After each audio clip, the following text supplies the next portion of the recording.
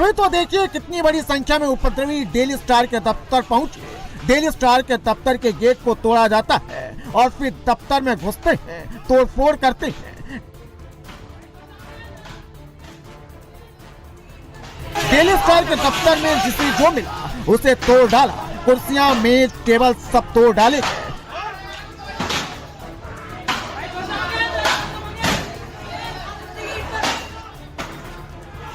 कट्टरपंथी कितने प्लानिंग से आए थे इसका अंदाजा आप इसी तस्वीर को देखकर लगा सकते हैं। जब डेली स्टार के दफ्तर में आग पर काबू पाया गया तो जिहादी दोबारा डेली स्टार के दफ्तर में घुस गए और जो बच गए उसे भी तोड़ डाला।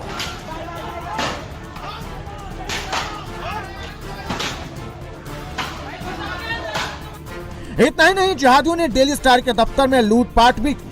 जो लैपटॉप और साउंड बॉक्स जैसे सामान मिले वे लूट कर अपने साथ ले गए। जिहादियों के टारगेट पर सिर्फ डेली स्टार अखबार ही नहीं था, बल्कि बांग्लादेश का सबसे बड़ा अखबार प्रथम आलो भी था और दूसरे अखबार के पत्रकार भी थे।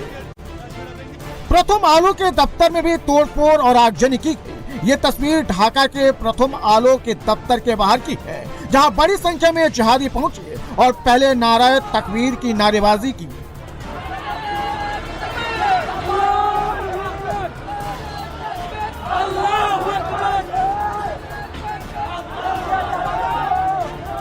फिर इसमें से कुछ उपद्रवी प्रथम आलो की बिल्डिंग में घुस गए और आग के हवाले कर दिया। कुछ उपद्रवी अखबार के दफ्तर से सामानों को बाहर फेंकने लगे। इस दौरान सड़क पर खड़े जिहादी नारेबाजी करते दिखे।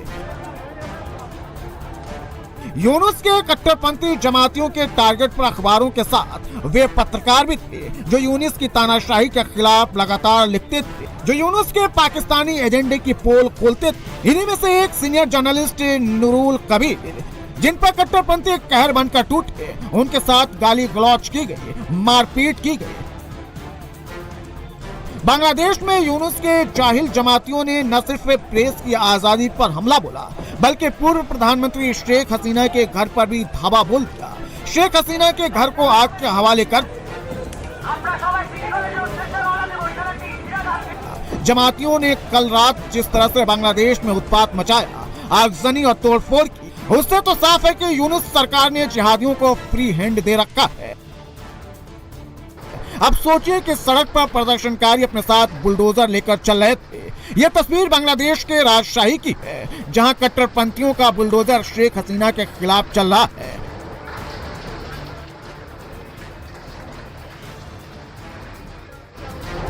जमातियों का यह बुलडोजर एक्शन शेख हसीना की पार्टी अवामी लीग के दफ्तर पर हो रहा है।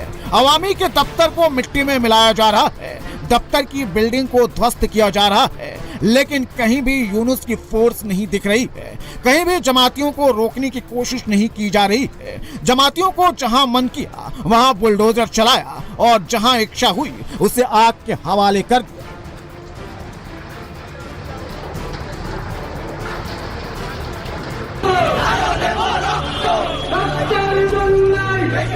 बांग्लादेश में भारत विरोधी कट्टरपंथी जिहादियों की जमात एक्टिव है। भारत के खिलाफ मोर्चा खोला जा रहा है। भारतीय उच्चायोग पर हमला करने की साजिश की जा रही है।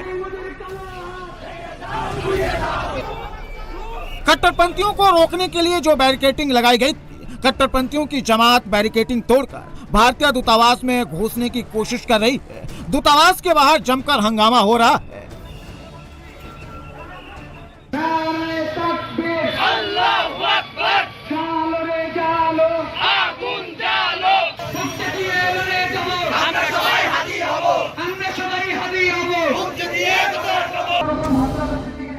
भारत विरोधी जिहादियों की भीड़ अचानक बांग्लादेश के राजशाही में मौजूद भारतीय सहायक उच्चायोग पर हमला करने पहुंच गई।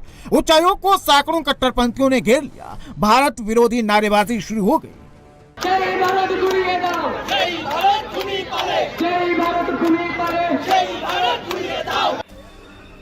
बांग्लादेश में कट्टरपंथी भारतीय दूतावास को भी निशाना बना रहे हैं। अलग अलग शहरों में भारतीय दूतावास पर हमले की कोशिश हो रही है।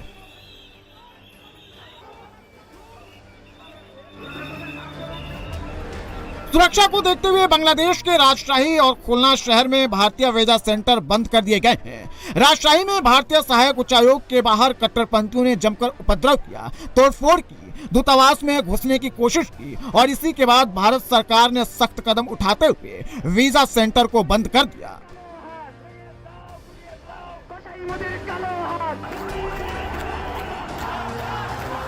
দাবি যে ভারতে যে সব ভূমিকা পালিয়ে গিয়েছে সেগুলোকে ফেরত দিতে হবে, তাহলে আমরা এবার থেকে আমাদের ভাইয়ের প্রতিশোধ নিতে শুরু করব।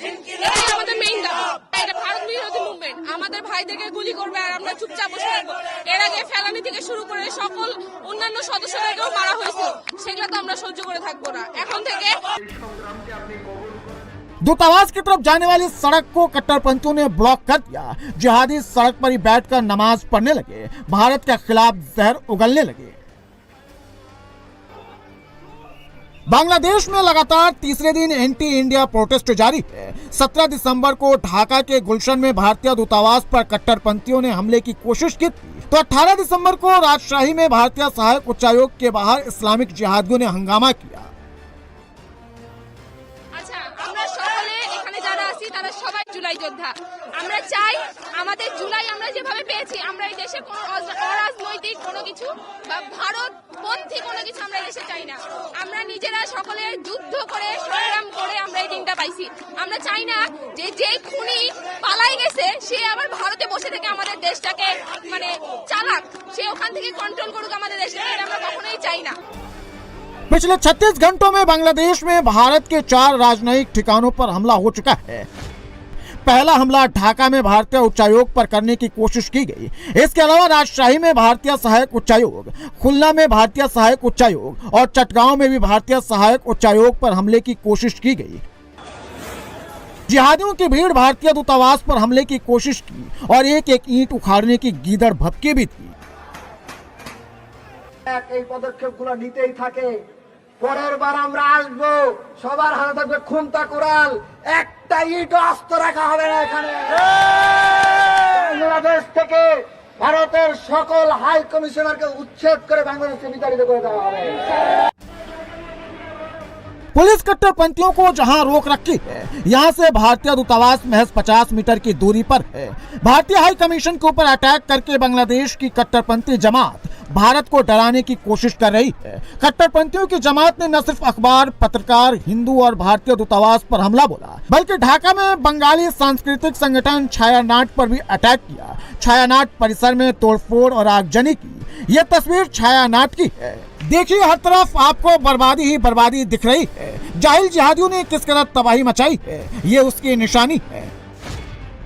दरअसल बांग्लादेश में 56 दिन बाद 12 फरवरी को बांग्लादेश में आम चुनाव होने हैं। इसकी घोषणा 11 दिसंबर को हुई थी, लेकिन 12 दिसंबर को ही जिहादी लीडर उस्मान हादी को गोली मार दी गई। यह उसकी ही सीसीटीवी तस्वीर है, जब बाइक सवारों ने उस्मान हादी को गोली मार दी थी, जिसमें उस्मान हादी गंभीर रूप से घायल हो गया।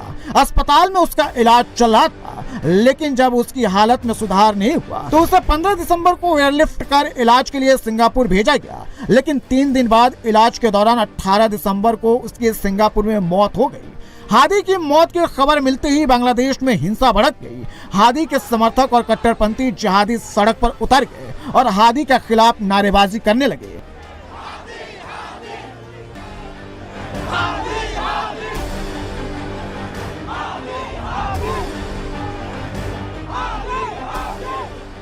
जगह जगह आगजनी और तोड़फोड़ होने लगी।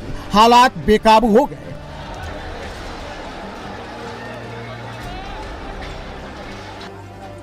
देखते ही देखते पूरा बांग्लादेश जल उठा।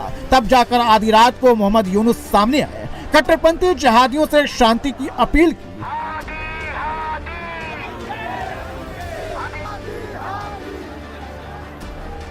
हादी के समर्थन में एक दिन का राजकीय शोक का ऐलान किया और दोषियों पर कार्रवाई का भरोसा दिलाया। এই নৃশংস হত্যাকাণ্ডের সঙ্গে জড়িত সকল অপরাধীকে দ্রুত আইনের আওতায় আনা হবে এবং তাদের বিরুদ্ধে সর্বোচ্চ শাস্তি নিশ্চিত করা হবে। এই বিষয়ে কোনো ধরনের শৈথিল্য দেখানো হবে না। আমি দেশের সকল নাগরিকের প্রতি আন্তরিক আহ্বান জানাচ্ছি, আপনারা ধৈর্য ও সংযম বজায় রাখুন। আইন শৃঙ্খলা রক্ষাকারী বাহিনী ও সংশ্লিষ্ট সংস্থাগুলোকে পেশাদারিত্বের সঙ্গে তদন্ত কার্যক্রম পরিচালনা করে সুযোগ দিন। ভয়, সন্ত্রাস কিংবা রক্তপাতের মাধ্যমে এদেশের গণতান্ত্রিক অগ্রযাত্রা কেউ থামাতে পারবে না।